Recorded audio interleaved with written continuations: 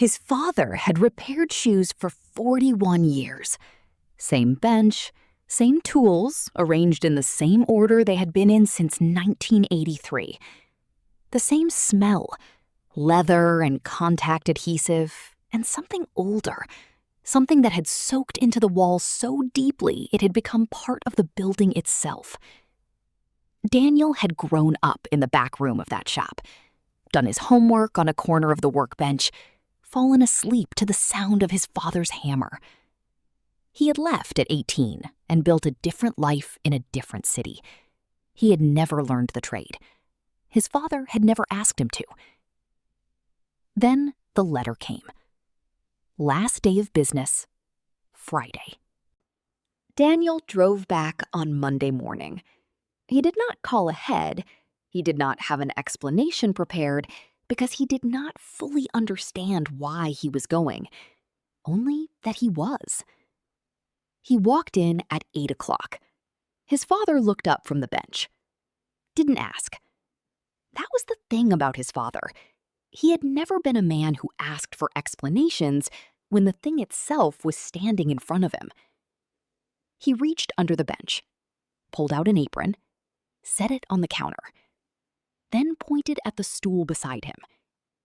"Watch first," he said. "Then try." Daniel put on the apron and watched. 40 years of motion in 2 hands. The way the awl moved, the angle of the needle, the specific tension his father applied to thread that Daniel had never noticed in a lifetime of watching without seeing. By Wednesday, Daniel's hands were in trouble. The awl slipped and opened a small cut on the heel of his palm. The thread pulled wrong, too tight, then too loose, and the leather puckered in a way that his father, with a single look, communicated was not acceptable. His father never laughed, never sighed, never said, "I told you this wasn't simple." He just took the piece back, showed Daniel the motion again, handed it back. On Thursday afternoon, 4 days before he would have thought this was possible, Daniel finished his first repair. A heel, nothing dramatic, a lady's boot, brown leather, the kind of job his father would have done in 8 minutes flat. It took Daniel 45. His father picked it up, held it to the light of the window, turned it slowly, said nothing for a long time, then nodded. Once.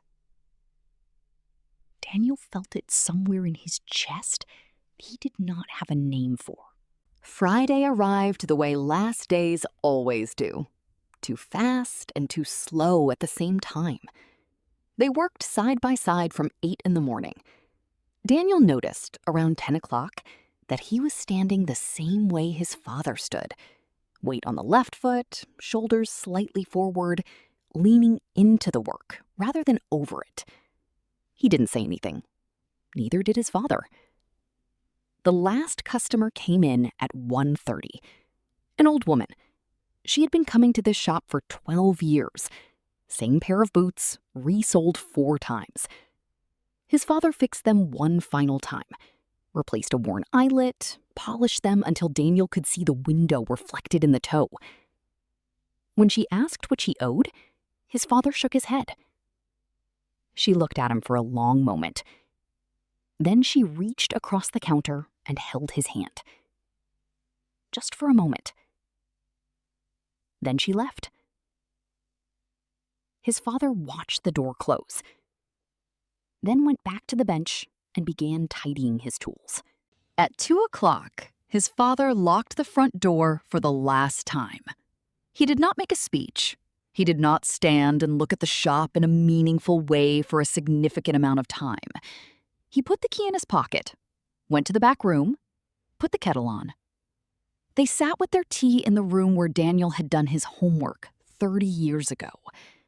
After a while, his father said, "You'll forget most of what I showed you. The specific things, the angles, the order." He looked at his hands. but your hands will remember.